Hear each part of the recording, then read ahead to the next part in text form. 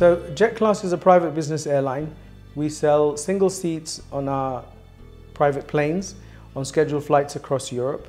They're available for sale on the GDS, so the Sabres, the Amadeus, the Galileo.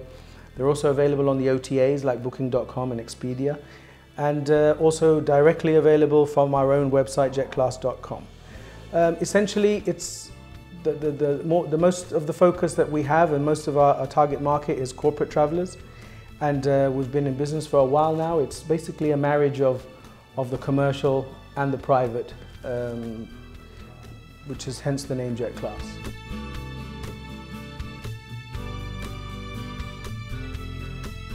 Look at the market before embarking upon JetClass venture, and we sort of realized that what was happening today, especially across Europe, was that there was a very sort of monopolistic nature as far as the market and what was on offer was concerned for the travelers, especially for the corporate travelers.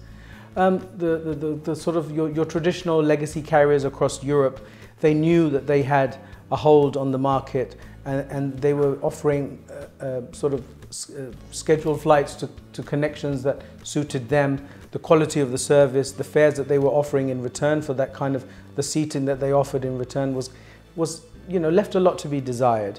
And what we heard from the market was that there was a gap and there was a demand, there was a cry out for something which addressed the needs and the demands of the corporate traveler more than anybody else.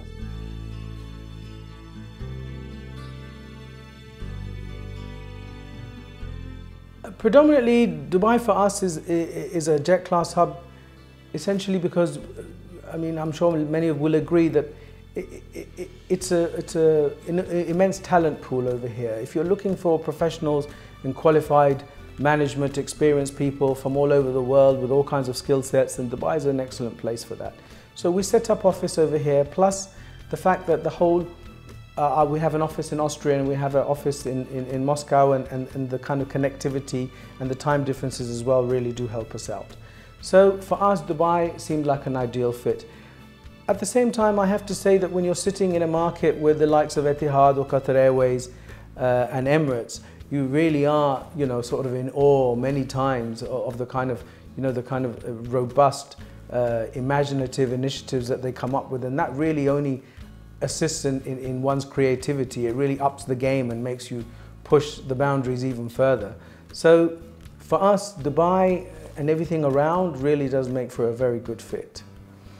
As far as our future plans are concerned, we like to think of ourselves as a private business airline who have some very strong technology muscles, if you like.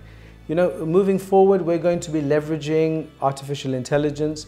We're going to be looking at machine learning as far as predictive analytics are concerned.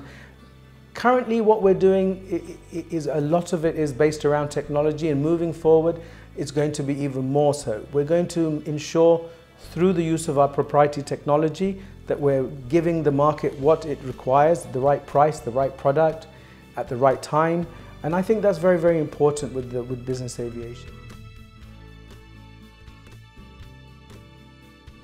The biggest challenge with business aviation is that there is a sort of a profit and a cost element that needs to be addressed, and that equation needs to be balanced.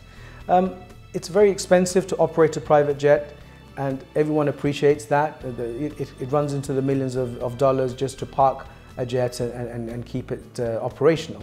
At the same time, when the operator wants to take that jet and give it out commercially, there's a high price attached because of the high cost of maintaining a jet. But the customer at the same time is looking at his costs, and they have an element of being able to or wanting to address their costs and keep a check on that.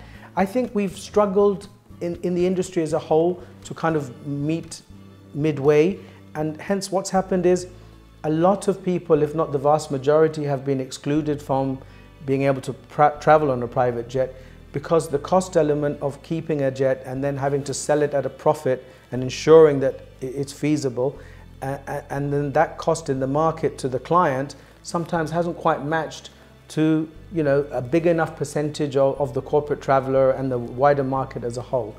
At JetClass, we were very conscious of that, and what we did is we kind of married the two elements together to try and create something which is available for everybody.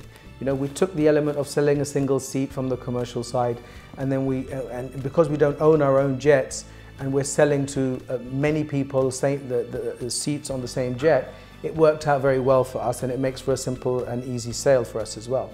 And indeed, we're being very appreciated in the market, where a lot of the travel management companies today are saying that, you know, we wish that you'd come about earlier.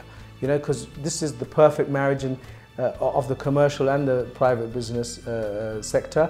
I think we really have hit the sweet spot. You know, who says you can't have your cake and eat it?